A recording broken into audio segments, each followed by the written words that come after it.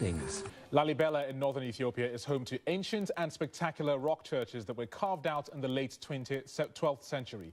Many historians believe that the art of carving out churches died out more than 500 years ago. But even today, new discoveries of monolithic churches are being made in the country. The BBC's Emmanuel Lugunza has been finding out more. This is the Church of St. George, or better Georgis as it's known, one of Ethiopia's most iconic treasures, an architectural marvel. It's one of 11 monolithic churches that were carved out of rock in the 12th century in a place that was the focal point of Ethiopian Christianity. The churches were commissioned by King Lalibela, who wanted to create what he called a new Jerusalem for Christian pilgrims who were prevented from going to the Holy Land. To this day, it is a place of pilgrimage and devotion. Well, across northern Ethiopia, you'll find hundreds of rock-hewn churches. They may not be as big and spectacular as what you find here in Lalibela, but they are still being constructed even today, using that ancient craft that many thought had died out. Scholars have long believed that the practice of carving churches had all but disappeared 500 years ago. But local priests like Gebre Meskel Tsema is one of a dozen who are keeping the tradition alive.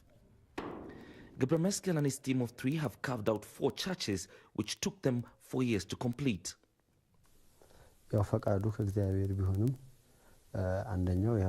This is God's will, the work of the Holy Spirit. We have never seen any plans or any references for these designs. We just started our job and the Holy Spirit guided us. And you can see the result is this. Both local and international historians from the US and the UK have now embarked on an ambitious project of documenting the craft. So far, the team has uncovered 20 modern churches across the country. There's a very good possibility that when more power is made available in Ethiopia, that if they just continue to make rock-cut churches, they will use pneumatic drills, and the handcraft of making rock churches will disappear altogether.